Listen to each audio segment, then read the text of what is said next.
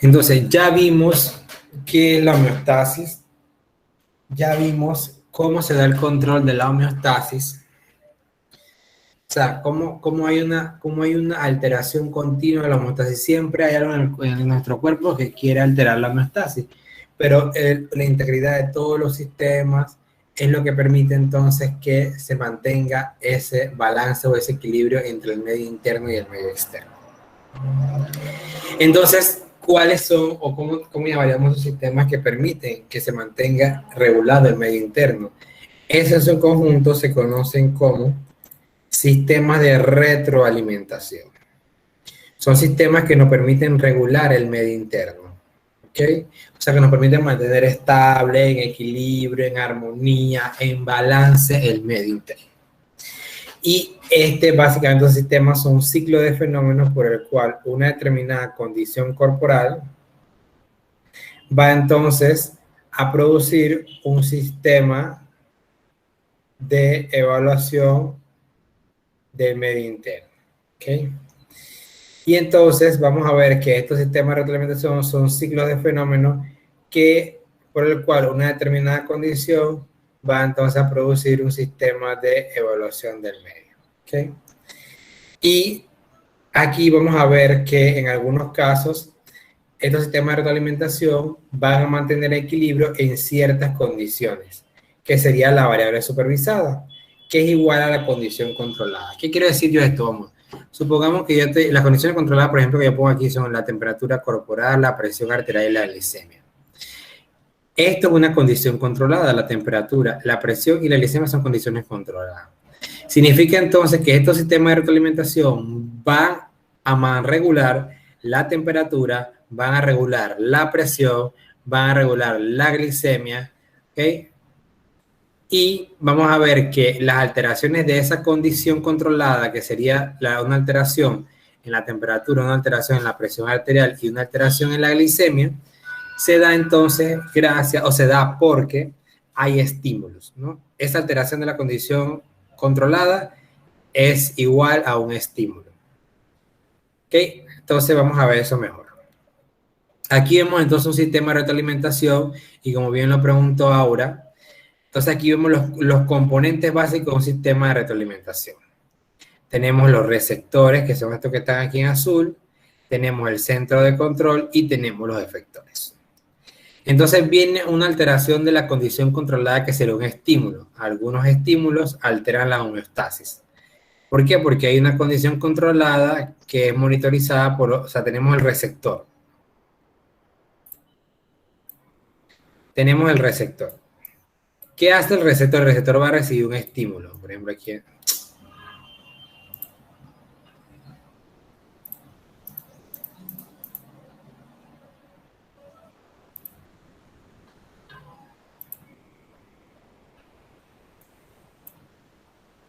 Pero aquí entra un estímulo. Aquí vamos a ver aquí otro estímulo, ¿verdad? Llega a ese receptor. Ese receptor es el receptor que va a determinar o va a detectar los cambios de la condición controlada. En este caso, por ejemplo, pongamos un ejemplo de presión arterial, que es lo que vamos a ver ahora en el sistema de transportación. Entonces, por ejemplo, aquí el receptor determinaría los cambios en la presión arterial, o los cambios en la temperatura, o los cambios en la glicemia, por ejemplo. Luego, entonces, ese receptor mandaría aferencias, que son impulsos nerviosos, señales químicas que van desde el receptor hacia el centro de control. Por eso se llaman aferencias, hacia el receptor, hacia el centro de control provenientes del receptor. Entonces, esas aferencias que son básicamente como comunicaciones, pueden ser o impulsos nerviosos o pueden ser señales químicas. Ahora vamos a ver vamos viendo poco a poco durante el semestre cuáles serían impulsos nerviosos y cuáles serían señales químicas. Por ejemplo, aquí señales químicas podrá ser una hormona, como ya lo mencioné anteriormente. Aquí impulsos nerviosos son los cambios de voltaje que se dan en las neuronas, ¿no? Y luego entonces ese impulso nervioso o esa señal química, que también podrá ser un neurotransmisor, llega al centro de control. En este caso, para la presión arterial, que es el ejemplo que estamos poniendo para la temperatura, el centro de control sería el cerebro. Entonces, ¿qué hace el centro de control? El centro de control recibe la información que viene del receptor, o sea, que recibe las aferencias y suministra una eferencia, o sea, que da una respuesta.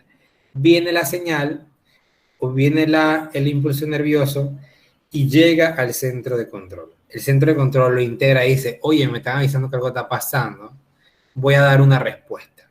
Entonces, él recibe la eferencia y suministra entonces una eferencia o una respuesta.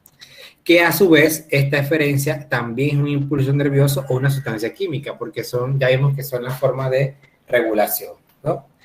Y entonces, estas eferencias van a unos efectores, eferencia a efectores, y estos efectores son los que provocan un cambio o una respuesta que modifica la condición controlada, que en este caso sería la presión arterial. Entonces, como vemos aquí, hay un restablecimiento de la homeostasis cuando la respuesta normaliza la condición controlada. O sea, por ejemplo, si acá se subió la presión arterial, los receptores de la presión arterial, que se llaman vasoreceptores, que se encuentran en los vasos sanguíneos, detectan ese aumento de la presión, llevan la información al centro de control y el centro de control va a mandar entonces una eferencia, que sería una respuesta hacia el efector. Y este efector, que sería, por ejemplo, en algunos casos, el músculo liso de los vasos sanguíneos, produciría una vasodilatación, o sea, una dilatación de los vasos sanguíneos para que disminuya la presión. Y esa disminución entonces es lo que produciría un restablecimiento de la homeostasis, porque ella estaba aumentada, ella se aumentó, entonces aquí la respuesta sería disminuir, por ejemplo. Entonces, esa normalización de la condición controlada es lo que se llama entonces homeostasis. Entonces, muy bien con la pregunta ahora, entonces tiene tres componentes básicos, que es el receptor, quien recibe el estímulo, o sea, quien que pone la primera alerta, oye, algo está pasando. Luego viene un centro de control, que es el que recibe la información, integra lo que está pasando. El receptor sabe algo está pasando, pero no sabe qué hacer con eso. Entonces, por eso el receptor le manda la información al centro de control. El centro de control dice, hey, algo está pasando. Tengo que hacer esto y esto y esto para que se mantenga nuevamente la presión arterial normal, o se mantenga la glicemia normal, o se mantenga la temperatura normal. ¿Eh? Entonces, luego viene, y la hormiguita aquí obrera sería entonces el efector, que el efector recibe la información y él ejecuta. Él no dice que hoy algo está pasando, qué vamos a hacer, no. Él solamente ejecuta. ¿Ok? Y eso entonces, este sería un sistema de retroalimentación, que es el que permitiría, que es el que permanece, que es el que mantendría regulado el medio interno. En este caso, ¿cuál es el medio interno? Sería entonces un vaso sanguíneo, porque ahí se encuentra la presión arterial, o si es la temperatura, sería entonces algunos tejidos células que mantendrían entonces la temperatura controlada. ¿Duda o pregunta por ahora?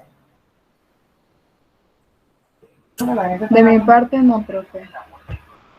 Tenemos entonces en buscar agua.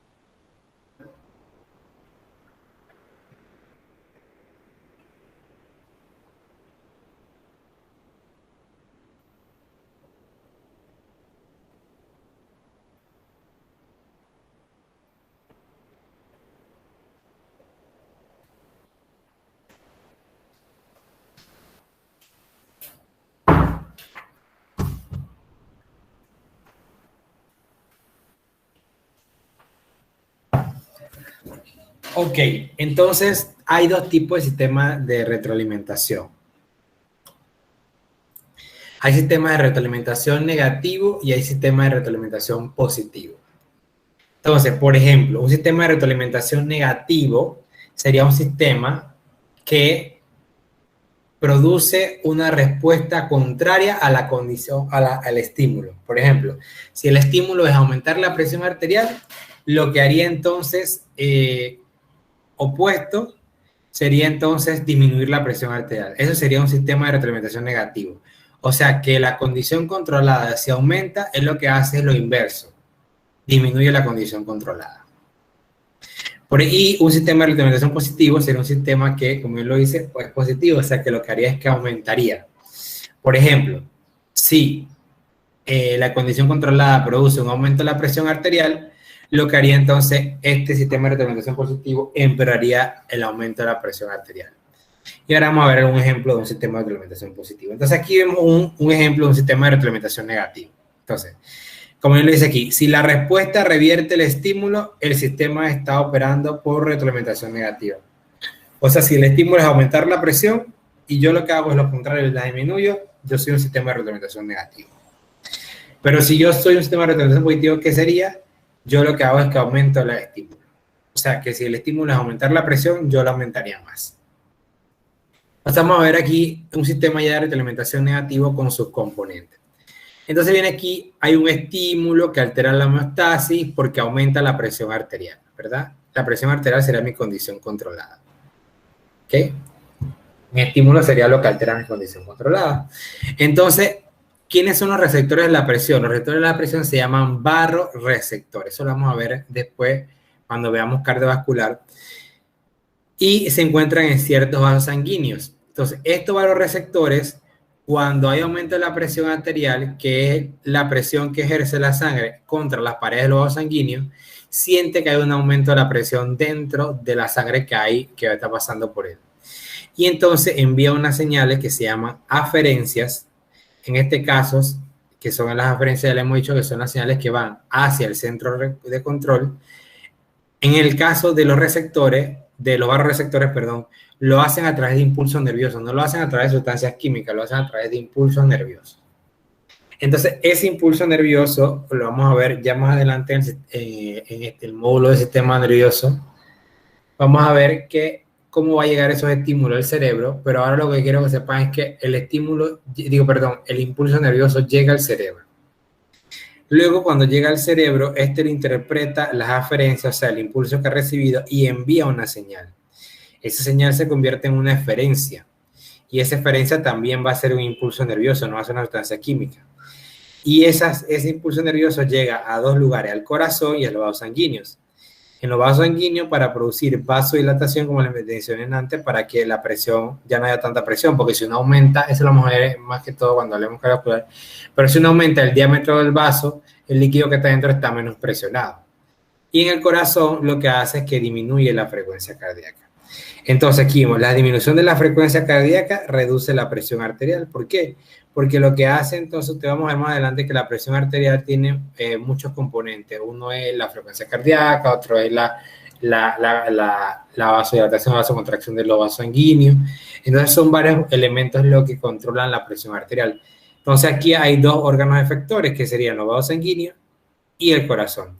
Y aquí lo que haría entonces ese sistema de retroalimentación negativo es que lo que hace es disminuir la frecuencia cardíaca para que se reduzca la presión arterial.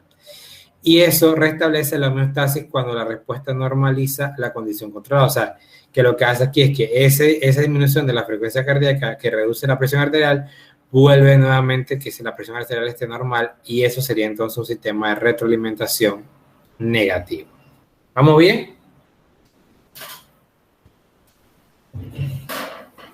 Bueno, profe, yo soy sincera, en esta última me perdí. Okay. ¿Qué no entiendes para ver si te ayudo para ayudarle? Para eso estamos, en esta parte de retroalimentación negativa no entendí. ¿Qué entendiste? ¿No entendiste nada? No, de esta parte no. Ok.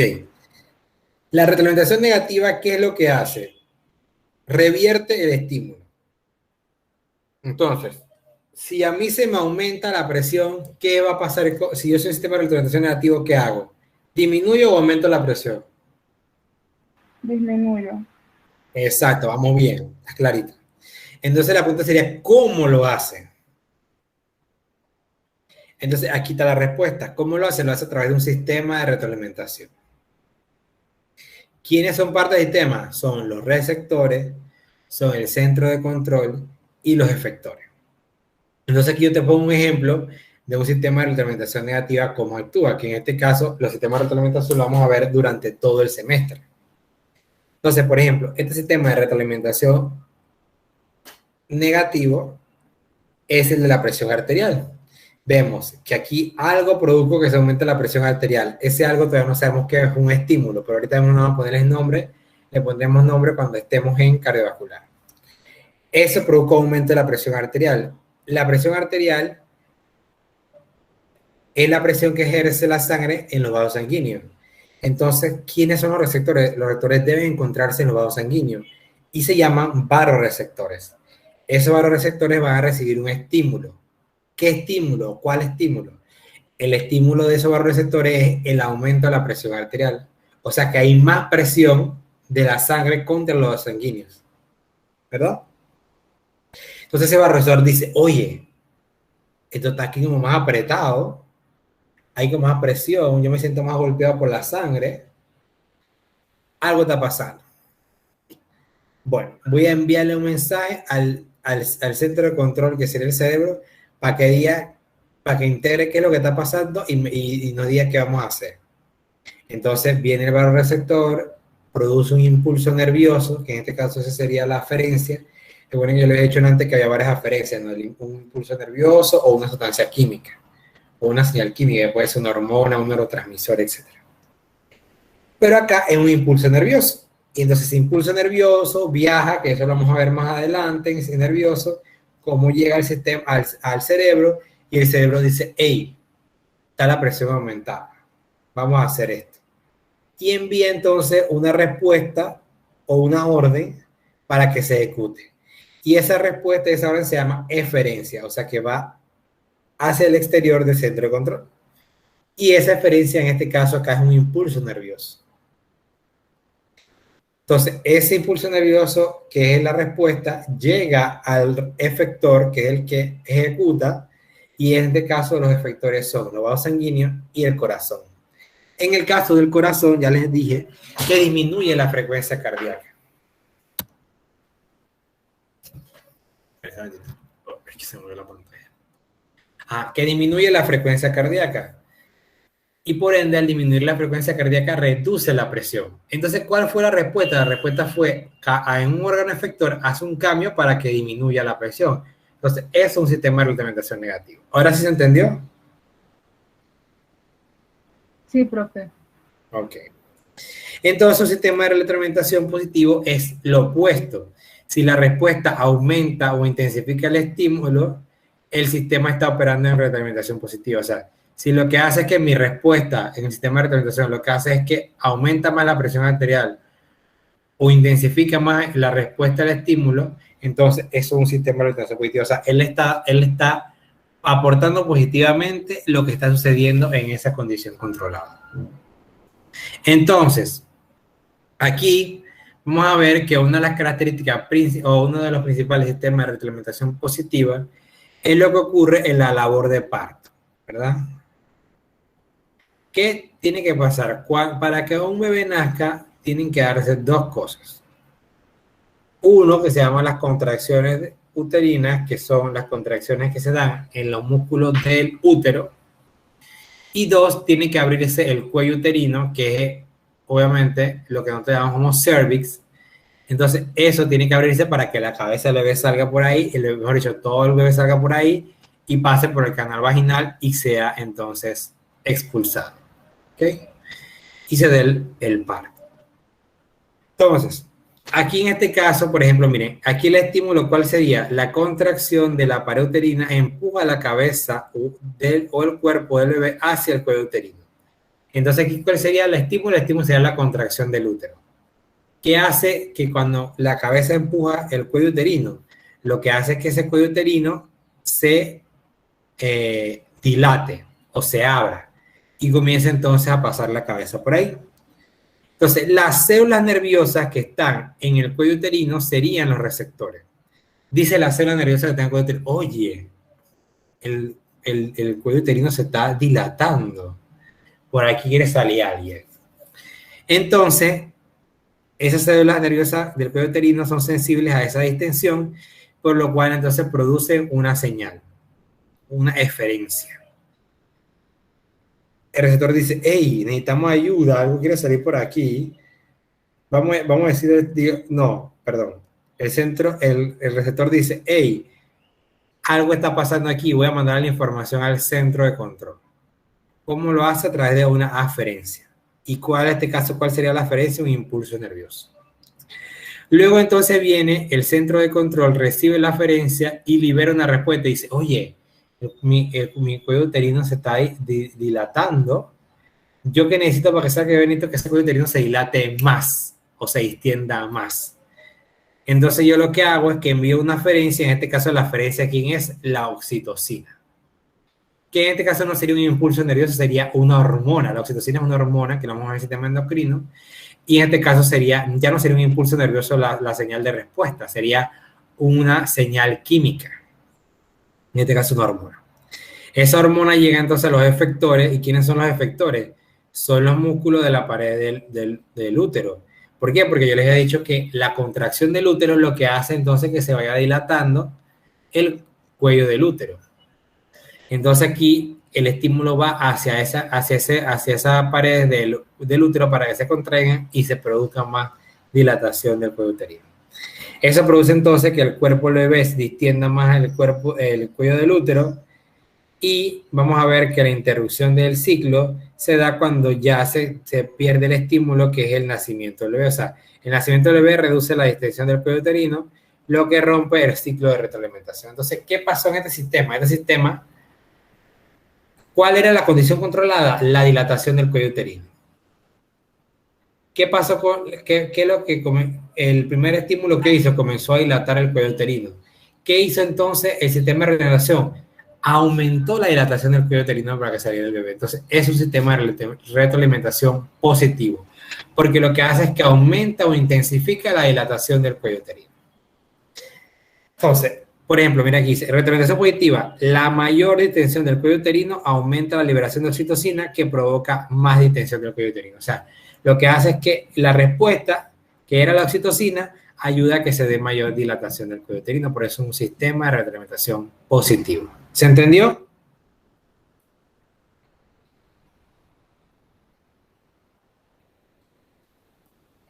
Me asusta ese silencio.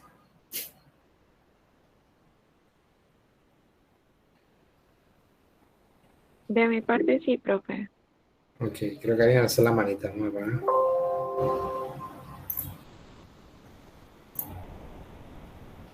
Voy a hacer la manita. Ok, entonces eso era lo que nos quedaba de fisiología celular. Entonces aquí vamos a ver. A mí se me gusta hacer preguntas. Vamos a ver Scarlett ahí Scarlett ya no está. Así que, Scarlett, dame un número del 1 al 51. Ay, aquí tengo que agregar. ¿A quién tengo que agregar? 15. 15, vamos a ver. Mira que no fui yo. Adriana Franco.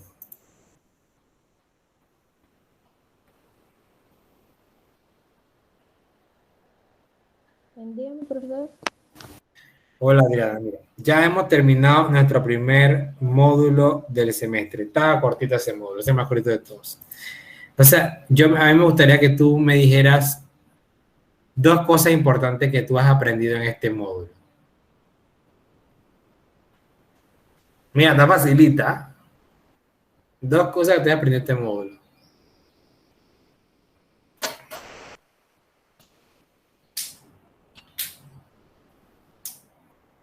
En general, bueno, he aprendido sobre la homeostasis, cómo funciona, y también sobre los 6 niveles que existen, que son el químico, celular, el tisular, el de órgano y el último que es el organismo. Ok, muy bien. Dame un número, Adriana, pues. 25. 25, vamos a ver. Eunice. Aquí estoy, profe. Hola, Eunice. Eunice, cuéntame un poquito de eso, ¿qué es eso de transporte a través de la membrana? ¿Qué aprendiste de eso de transporte a través de la membrana? Lo que tú hayas aprendido.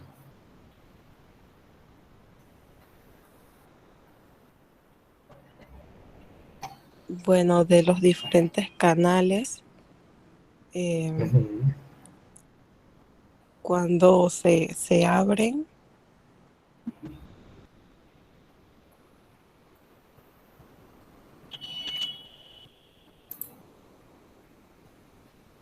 ¿Cómo así? cómo van de descendente, de forma descendente o ascendente, cómo dejan pasar. Ok. Dime un número, Eunice. 20, profe. 20. Megan, perdón. Hansen.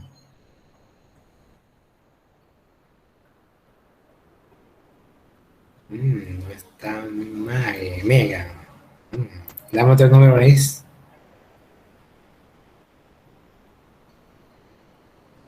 26.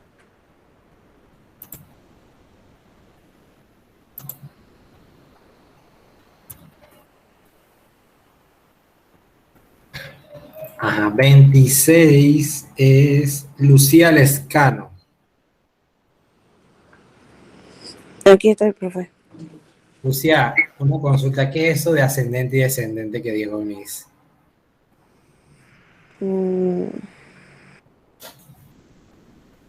Creo que es el movimiento de entrada y salida de las moléculas. Ajá, pero ¿cómo sería eso?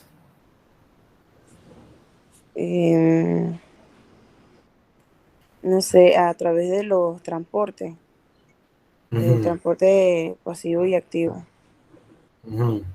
¿Alguien quiere apoyar a Lucía? Dale, Jacqueline, pues. Los gradientes de concentración, que es a favor y en contra. Exactamente, exacto. Eso de ascendente y descendente nos habla de los gradientes de concentración. A favor y en contra. ¿Cuál es a favor y cuál es en contra? A favor sería la difusión facilitada y también el transporte activo, que sería el primario y el secundario. Y la difusión simple no tiene carga, así que creo que sería entonces, esa no tiene carga, así que no sería ni difusión, no sería ni en contra ni a favor del gradiente de concentración. No sé si lo dije bien. Ok. Los gradientes de concentración son ascendente y descendente. Entonces, cuando una sustancia pasa de una zona de mayor concentración a una de menor concentración, es descendente, porque pasa de un lugar donde hay más a donde hay menos, entonces desciende. Cuando es ascendente es lo contrario, pasa de menos a más, pasa de una zona de menor concentración a una zona de mayor concentración. Como bien tú lo dijiste, hay varios tipos de transporte, difusión simple, difusión facilitada y transporte activo primario y secundario. Entonces, el transporte pasivo es el que uno llama difusión simple y facilitada. El transporte activo es el que uno llama primario y secundario. Entonces, la difusión simple y la facilitada son a favor de gradiente de concentración, de una zona de mayor concentración a una zona de menor concentración. O sea que serían descendentes. Y el ascendente va de una zona de menor concentración a una de mayor concentración y serían entonces los diferentes transportes activos, tanto el primario como el secundario. Pero el secundario, recuerden que una de las dos sustancias va en ascendente y una va en descendente. O sea, una va de mayor concentración a menor y otra va de una de menor a una mayor. ¿Ok? Entonces, listo, pues la última fue.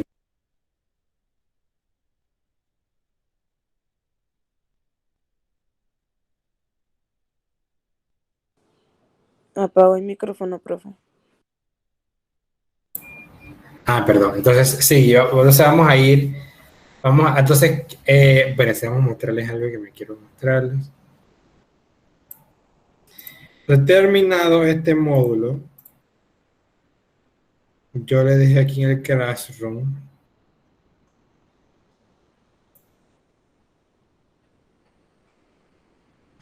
este material de estudio, ¿no? Esto era un resumen de algunas cosas que hemos visto en el módulo. Al final de esto, bueno, eso se lo va a mandar aparte, pero este es la autoevaluación del módulo 1. Y eso es lo que ustedes tienen que hacer, la tarea que van a tener para la próxima semana. Entonces aquí lo voy a colgar, déjenme buscarla.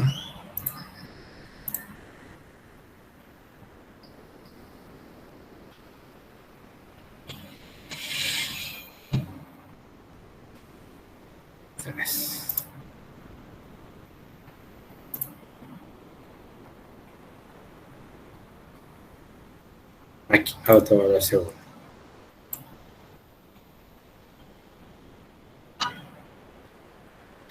Estamos a fecha de entrega, lunes.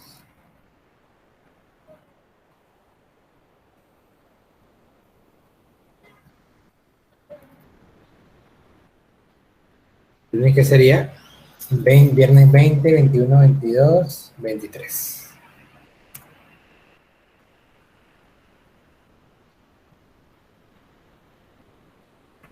Aquí está. Punto. Esto lo vamos a hacer en grupos de 2 personas. ¿Ok? Ahí se las dejo, pues.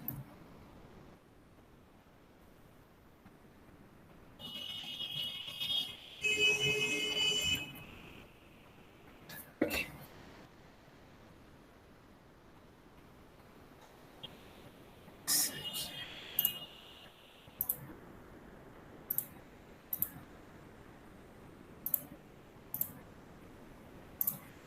Listo, pues entonces esa es la primera tarea que tienen para la próxima semana, para el lunes hasta las 11:59 de la noche. En grupo de 2 van entonces a desarrollar la autoevaluación número 1. ¿Ok? Y con eso entonces finalizamos el primer módulo, que es el módulo de fisiología de señal central. Okay. Profe, ¿la tarea la entregan los dos o solamente uno? No, en todas las entregas. Conmigo quedó claro, lo voy a decir, entonces todos tienen que entregar la tarea. Si uno no la entrega, le bajo punto al que no la entregó.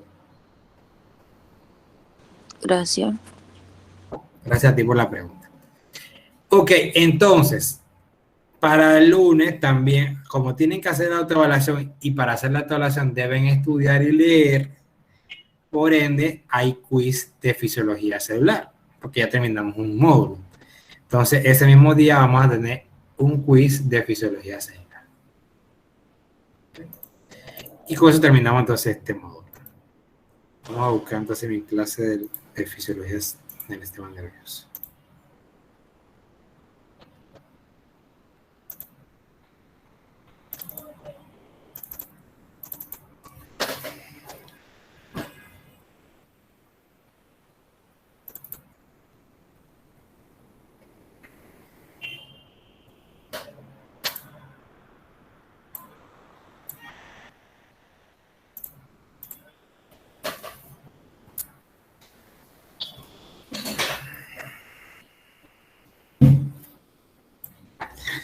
Ok, vamos a avanzar lo que podamos. ¿Te acuerdas de la clase de las 8:35, verdad?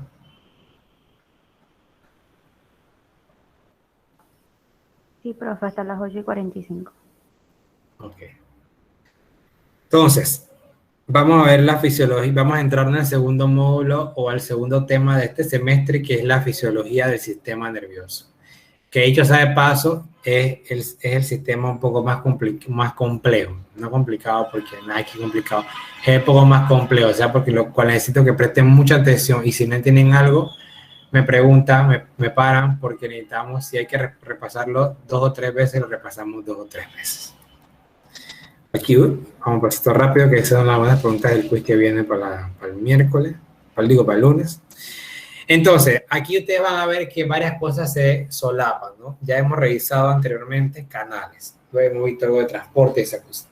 Entonces, aquí me gustaría hablar un poquito de los canales iónicos. Un momentito.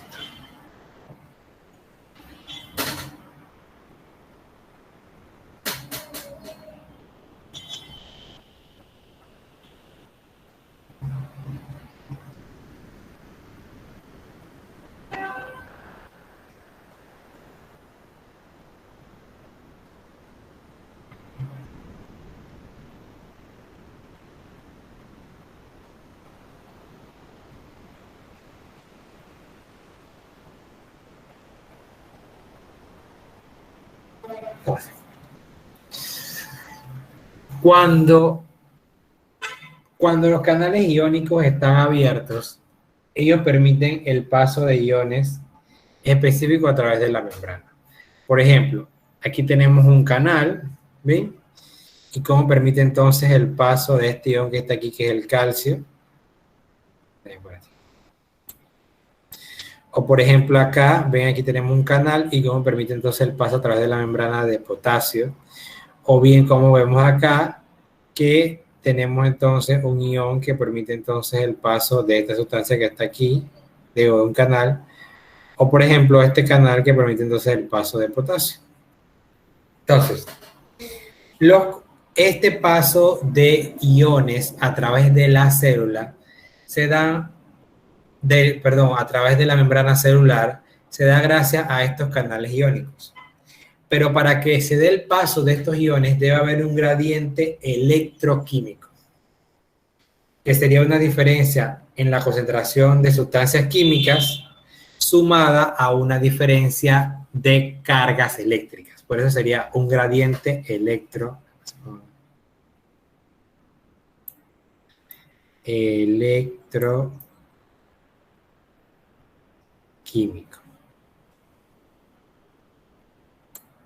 ¿Okay?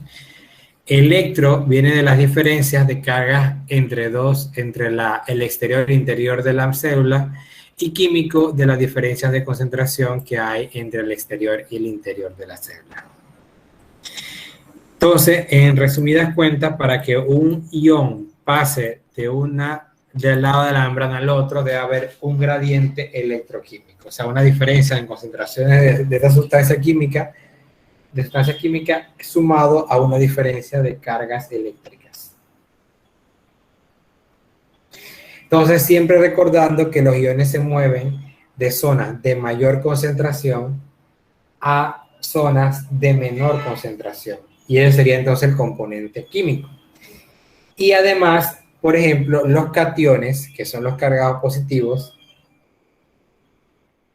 que son aquí como el calcio, como el potasio, como el sodio, que son cationes, se mueven con cargas que son los que tienen carga positiva, se desplazan hacia donde hay cargas negativas, y los aniones, que son los que están cargados negativamente, se desplazan hacia donde hay cargas positivas. Y ese sería entonces el componente de gradiente eléctrico. ¿Okay? Profe, Ajá. ¿me puede repetir hacia dónde se mueven los cationes, por favor? Los cationes, que son los cargados positivamente,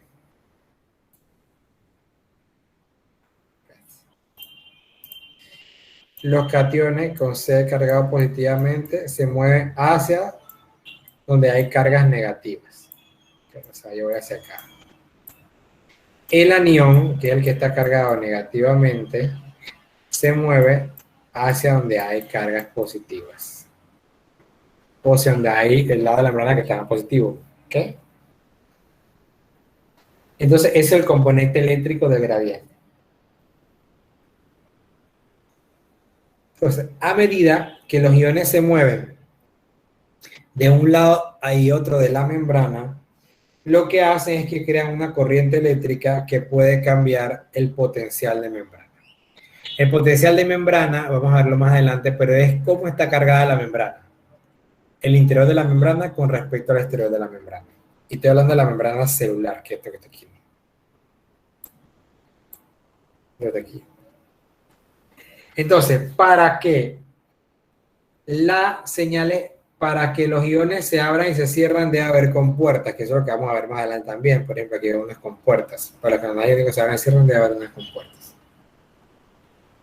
Entonces, las señales eléctricas que se dan tanto en las neuronas como en los músculos, que son las únicas células que producen impulsos nerviosos, esas señales eléctricas van entonces a darse por 4 tipos de canales,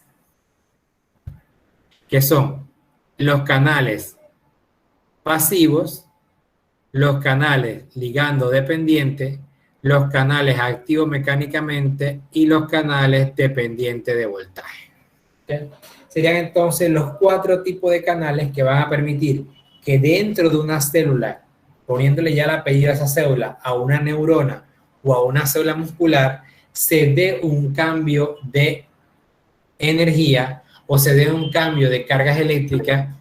Ajá, ¿quién me pregunta?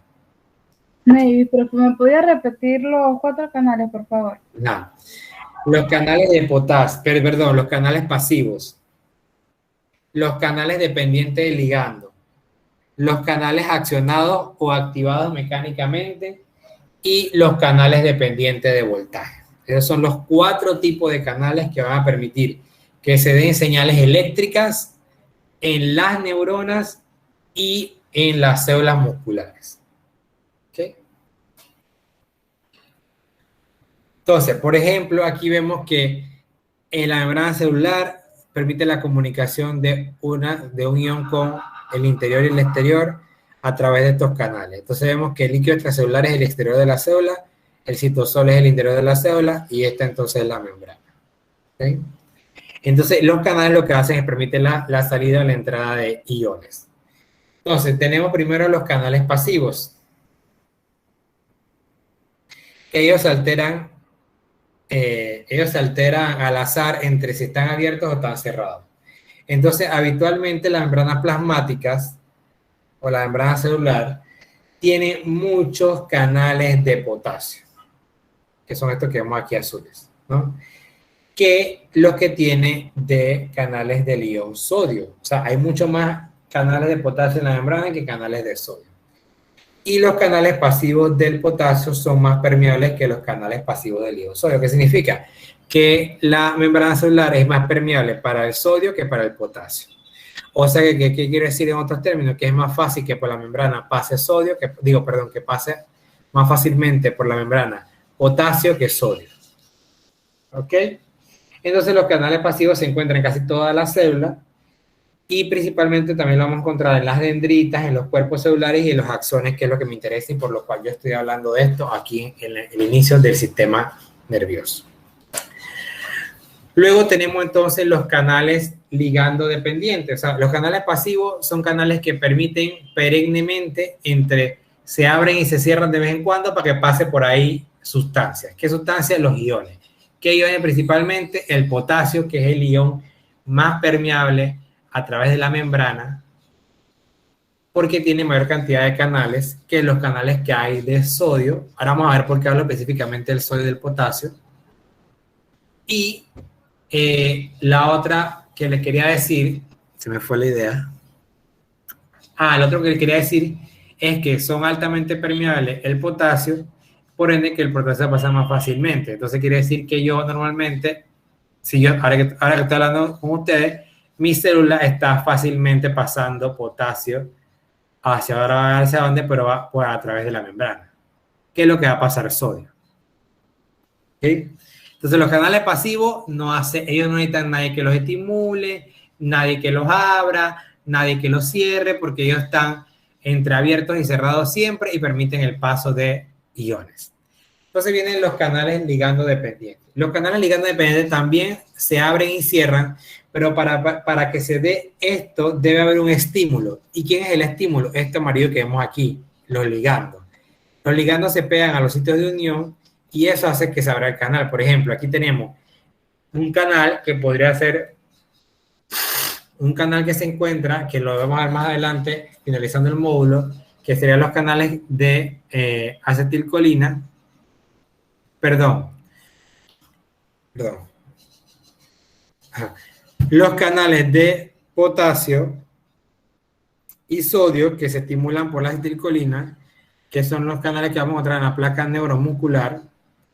Entonces ustedes ven que ese ligando viene y se pega aquí a un sitio. Recuerden que yo les dije que cuando hablamos de los transportadores, dijimos que había sitios de unión de ligando que se saturaban, ¿verdad? ¿Se acuerdan? Que había saturación, estereoespecificidad y competición. Entonces yo le dije que había unos sitios que estaban dentro de los canales o que habían sitios en los canales que se llenaban de sustancias. Esas sustancias eran ligandos. En este caso, aquí vemos entonces el ejemplo de un canal ligando dependiente. Aquí vemos que está cerrado y luego entonces se une el ligando que sería la acetilcolina. La acetilcolina permite entonces la entrada de estas dos sustancias que serían el calcio y el sodio hacia el interior de la célula, pero también permite la salida entonces de potasio hacia el exterior de la célula. Y acá vemos también que el potasio sale hacia el exterior de la célula. Entonces, esto sería un canal ligando dependiente. Un estímulo químico hace que se abra entonces el canal. Luego tenemos los canales activos mecánicamente, que son canales que un estímulo mecánico es el que produce entonces que se abra el canal. Por ejemplo, aquí vemos un estímulo mecánico, activa este canal, que es un canal que permite entonces la entrada de sodio y de calcio, ¿ok? Hacia el interior de la célula. Entonces, por ejemplo, estos canales mecánicos se abren por estímulos mecánicos, como ya lo dije. Por ejemplo, algún estímulo mecánico puede ser una vibración. Y eso lo vamos a ver principalmente cuando las ondas sonoras en el órgano de Corti vienen y entonces golpean los cilios, y ese golpe de los cilios son estímulos mecánicos que hacen que se abran canales. ¿Okay? También el tacto, la presión o el estiramiento de algunos tejidos son estos estímulos mecánicos que abren canales.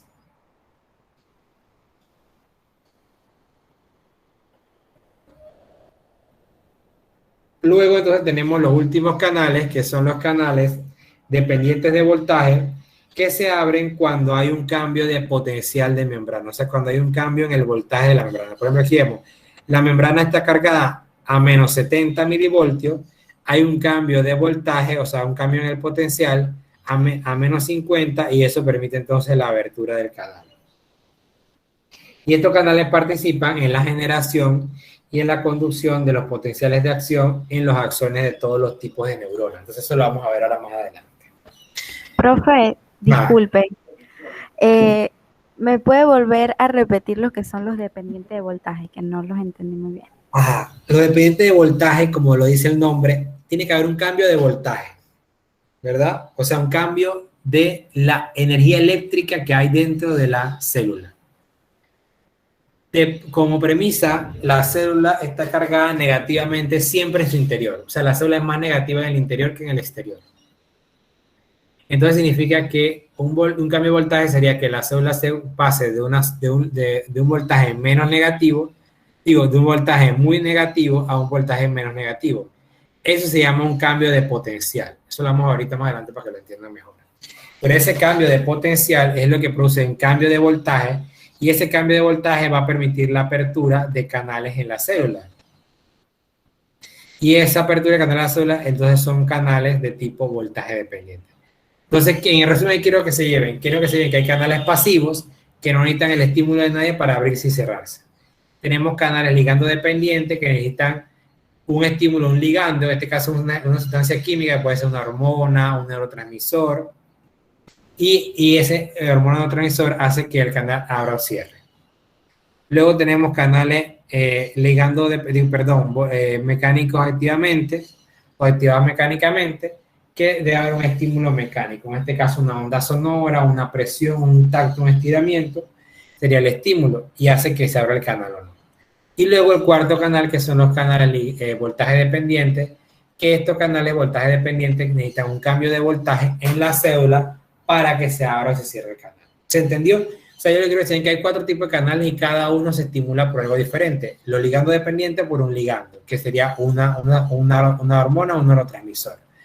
Los mecánicos activamente por un estímulo mecánico. Y los voltajes dependientes por un estímulo de cambio de voltaje. O sea, un cambio de potencial. ¿Se entendió? Ahora sí, profe. Gracias. Entonces, aquí es que viene el asunto. Entonces vamos a hablar un poquito ya de las neuronas. ¿Cómo ocurre ese cambio en las neuronas? Entonces, el potencial de membrana en reposo. El potencial de membrana en reposo dice que es la diferencia de potencial a través de la membrana. Pero en resumen, eso a mí no me dice nada. Profesor, ¿cómo así la diferencia de potencial a través de la membrana? Eso a mí no me dice nada, profesor. Ok. Diciéndolo de otra manera, sería la pequeña acumulación de iones negativos.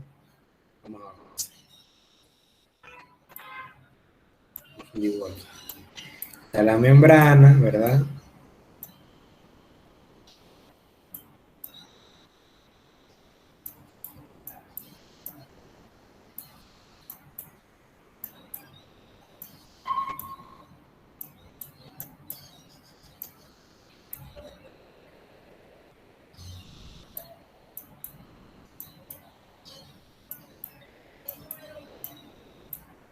Entonces aquí está la membrana. Aquí tiene un canal, ¿verdad?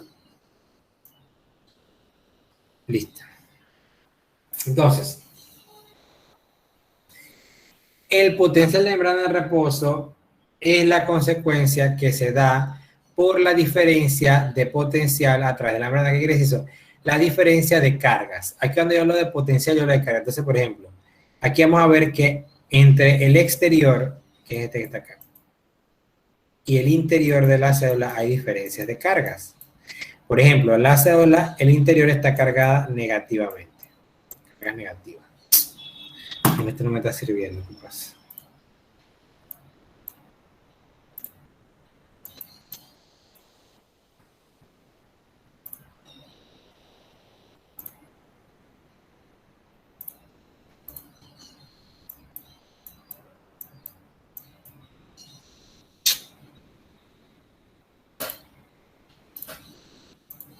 Ahí está.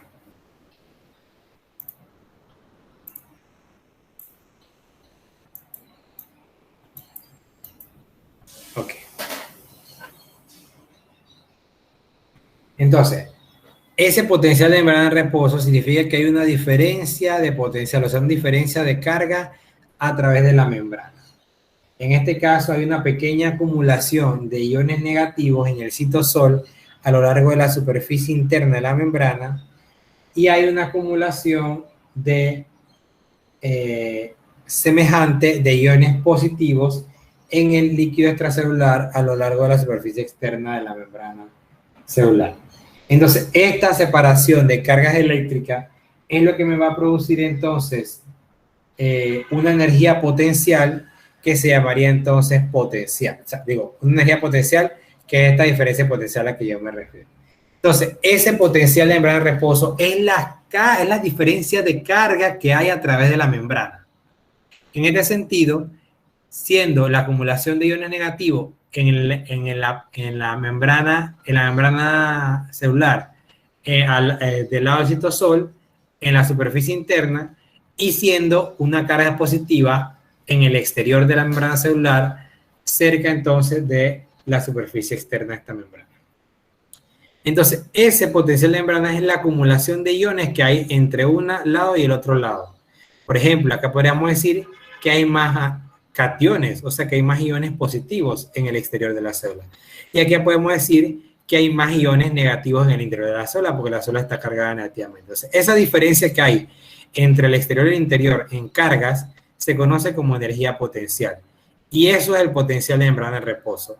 Es la diferencia de cargas que hay en la membrana cuando la membrana está en reposo. O sea, no está estimulada, no hay nada de eso, estamos en un estado de reposo. Entonces, ¿quiénes tienen un potencial de membrana de reposo? Lo tienen las células excitables, o sea, las células que se pueden excitar. Y aquí me refiero a no hablando de cosas así sexuales, chicos. Entonces, estamos hablando de cosas que tengan que ver excitar, significa que venga un estímulo y que sea capaz de excitar a esa célula para que produzca una respuesta. ¿Ok? Entonces, células excitables serían las células del sistema nervioso y los músculos, o sea, las células musculares. Entonces, en las neuronas, esa diferencia de carga o esa diferencia de potenciales que hay siempre es negativo. O sea, el potencial de membrana de reposo en una neurona es entre menos 40 y menos 90. Pero en un promedio sería menos 70.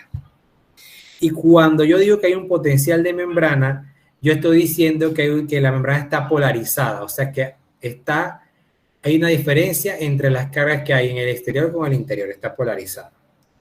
En otras células, el potencial de membrana en reposo es más 5 entre menos 100. En las células que no son células nerviosas, el potencial de membrana en reposo puede variar entre que el interior de la célula esté un poco más positivo que el exterior o que esté mucho más negativo que el exterior. ¿Se está entendiendo esto?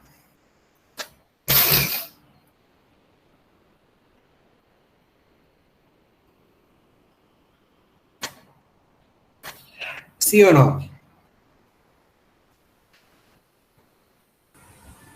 Más o menos, profe, más o menos. Ok.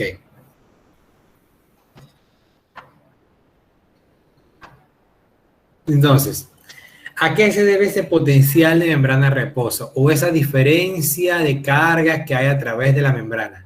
¿Por qué la membrana es más negativa en su interior y más positiva en su exterior? Entonces, aquí lo resuelve esto. El potencial de membrana de reposo está determinado por 3 factores. Porque hay una distribución desigual de los iones en el líquido extracelular y el citosol. Porque hay una incapacidad de la mayoría de los aniones para abandonar la célula. Y por la naturaleza electrogénica de la TPasa de sodio y potasio.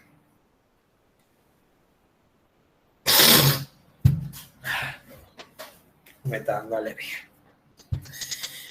Entonces, miren, aquí vemos, miren, hay una distribución desigual de iones en el LIC y en el LEC con el LIC, o sea, el líquido extracelular con el LIC, que es el líquido intracelular, o sea, el citosol. ¿Qué yo les dije a ustedes antes cuando leí de canales de sodio? Digo, de canales pasivos. ¿Hay más canales pasivos de sodio o de potasio? De potasio. De potasio. De potasio, hay más canales de potasio y menos de sodio. Entonces aquí miren qué bonito, aquí hay una membrana, aquí vemos la diferencia de carga, está cargada más positivamente, está cargada más negativamente. Vemos aquí que hay 2 canales de potasio, o sea que hay más canales de potasio que de sodio. Entonces,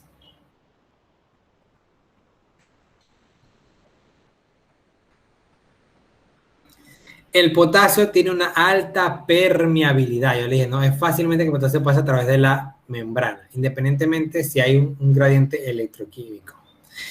Entonces, el potasio es mayor en el interior de la célula. O sea que si yo tengo más potasio en el interior de la célula, ¿qué va a pasar? El potasio va a comenzar a salir. Entonces, ven, aquí comienza a salir potasio. Entonces, hay una distribución desigual porque ya yo tengo canales pasivos que permiten el paso de potasio. Entonces, si yo acabo de decirles que el potasio es mayor su concentración en el interior de la célula, significa que el potasio va a salir más fácilmente hacia el exterior de la célula, ¿verdad?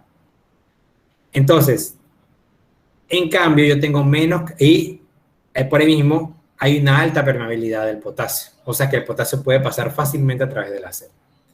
Luego tengo entonces la otra característica que sería el sodio. El sodio yo le dije que hay poquitos canales y hay una baja permeabilidad del sodio a través de la célula. Entonces el sodio ya tiene menos canales y se le dificulta más pasar a través de la membrana. Entonces, si yo aquí estoy hablando de cargas positivas y yo comparo el potasio con el sodio, ambos son positivos, ¿sí o no? Sí, profe. Ajá. Entonces, si yo tengo más canales de potasio, ¿sale más potasio? ¿Sí o no?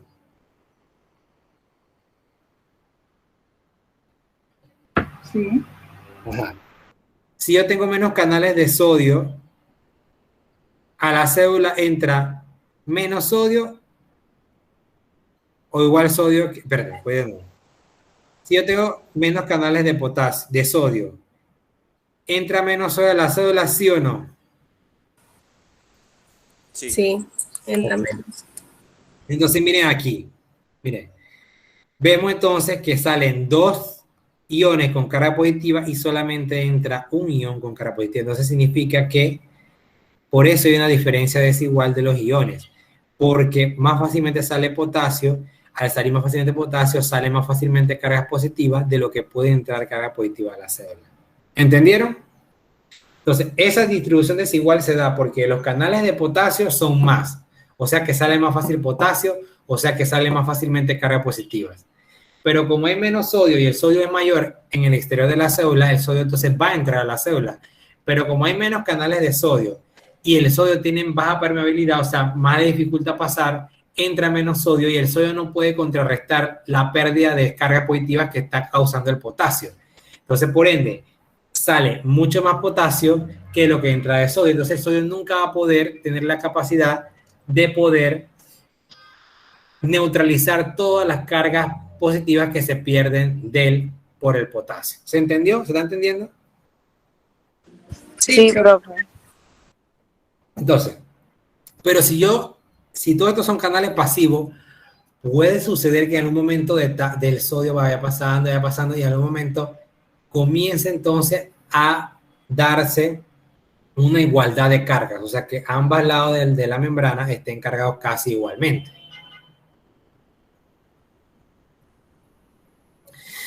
Entonces ahí entran las otras dos. ¿Ok? Entra entonces la naturaleza electrogénica del ATP, de sodio y potasio y la incapacidad de los aniones. Entonces aquí vemos una cosa importante, que no les dije antes. La célula en su exterior está principalmente, los iones extracelulares mayoritarios son el cloro y el sodio. Si ustedes ven, hay poco potasio, poco potasio, poco potasio. Hay más cloro y hay más sodio. En el interior, los iones negativos, perdón, los iones positivos y negativos son el positivo, el potasio, ven aquí, ven, mayor potasio, mayor potasio, mayor potasio. Y los negativos son el ion fosfato y las proteínas a través de sus aminoácidos. Los aminoácidos son negativos, pero ellos están unidos uno con otro y forman proteínas, entonces esa es la parte negativa. Entonces, las cargas positivas del exterior de la célula son el sodio y el cloro. Las cargas positivas y negativas del exterior de la célula son la carga positiva del sodio y la carga negativa el cloro. Las cargas positivas y negativas del interior de la célula son el potasio, las proteínas, o sea, los aminoácidos y el ion fosfato. El ion fosfato y los aminoácidos de las proteínas son la parte negativa, o son las cargas negativas, y las cargas positivas son el ion potasio. Entonces, ya vimos aquí que más fácilmente sale potasio. ¿Por qué? Porque en el interior de la célula hay mayor cantidad de potasio. Y recuerden que los canales pasivos, ¿qué es lo que hacen? Permiten el paso de sustancias. Profe, Ajá. disculpe, el ion fosfato es negativo, ¿verdad? El ion fosfato es negativo, exacto. Ok, gracias. Entonces, ustedes ven que aquí, que yo les dije que el transporte pasivo que se caracteriza se da de mayor concentración a menor concentración. Entonces, aquí vemos que hay mayor concentración de potasio, por eso sale potasio. Y acá vemos que hay una mayor concentración de sodio, por eso entra sodio. Pero como hay menos canales de potasio que de sodio que de potasio, entra menos sodio que lo que sale de potasio. Por eso entonces la célula se vuelve más negativa. Luego la otra característica es la incapacidad de los aniones para abandonar la célula. Por ejemplo, el cloro puede fácilmente atravesar la célula. Si yo tengo un canal iónico de cloro, el cloro puede entrar a la célula porque pasa de una zona de mayor concentración a una menor concentración. Pero ¿qué pasa acá? Acá pasa que el fosfato está unido al ATP porque el fosfato tiene ATP. El ATP tiene 3 fosfatos. Entonces, imagínense, el fosfato está unido al ATP. Entonces, el ATP no puede atravesar la membrana, por eso se queda acá adentro, el ion fosfato. Y los aminoácidos, que son los otros negativos, están unidos en proteínas. y las proteínas no pueden atravesar las membranas celulares. Entonces, por eso, tanto el ion fosfato y los aminoácidos se quedan atrapados en el interior de la célula. Uno, porque las proteínas son muy grandes y no pueden atravesar las membranas celulares y se quedan atrapadas adentro, y por eso las cargas negativas siguen siendo mayor en el interior. Y el fosfato se encuentra unido al ATP. El ATP no sale, no se transporta a través de la membrana. Por ende, queda entonces atrapado el fosfato en el ATP y se vuelve más negativo. Pero, ¿qué sucede? Miren, estamos perdiendo cargas positivas y se están quedando las cargas negativas que no pueden pasar. Eso es la incapacidad de la mayoría de los aniones de abandonar la célula. Pero también ocurre que el anión del exterior, que es el cloro, sí puede pasar fácilmente. Entonces, al entrar cloro, vuelve más negativa la célula. Entonces, por eso la célula es negativa en su interior. Y lo tercero, que es la tercera característica, que es la naturaleza electrogénica de la ATPasa de sodio y potasio. Que esta ATPasa ya la hemos visto que ella tiene la capacidad de expulsar, que es un transporte activo primario que lo hace en contra de concentración, o sea que expulsa 3 sodio y mete 2 potasio.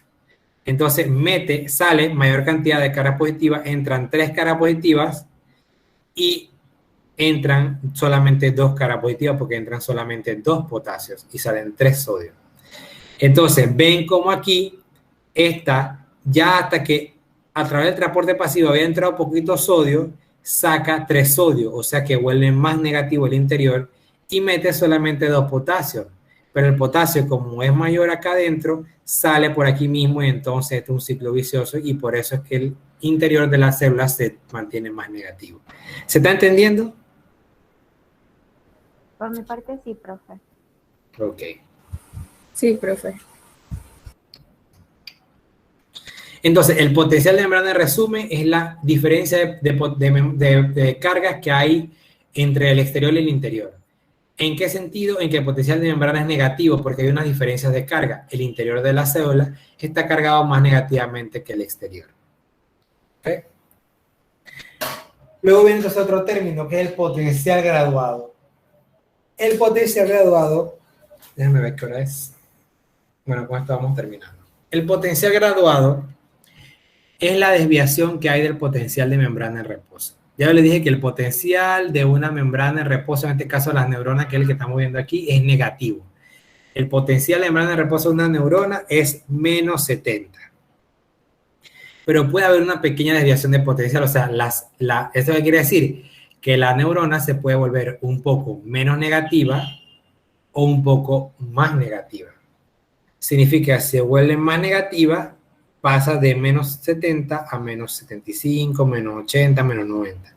Pero si se vuelve más positiva, pasa de menos 70 a menos 60, por ejemplo, ¿no? Se hace menos negativa, se hace positiva.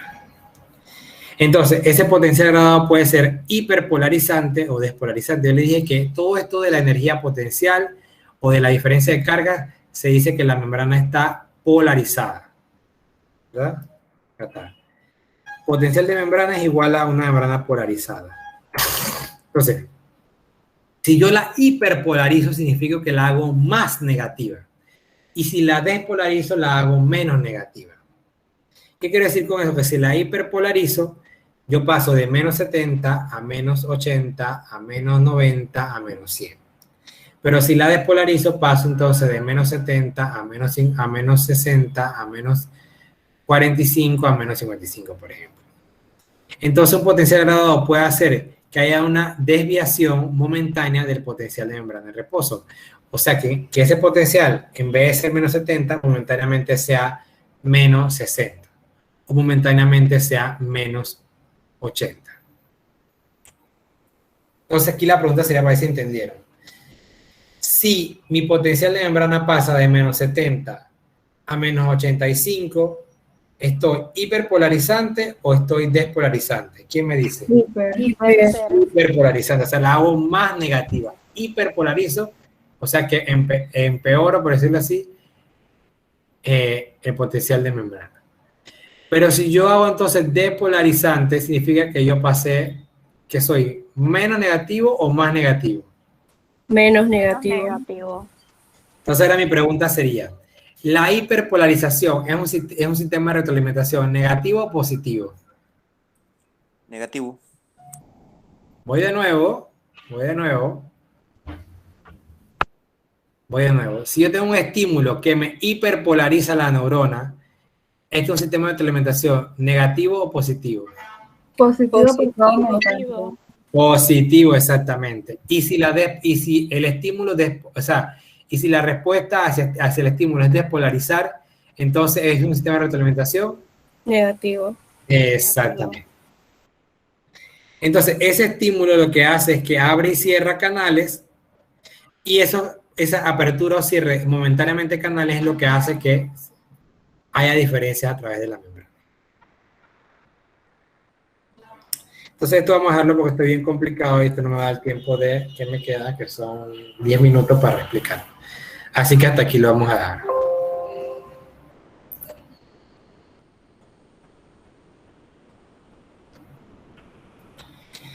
Listo, pues entonces chicos, nos vemos el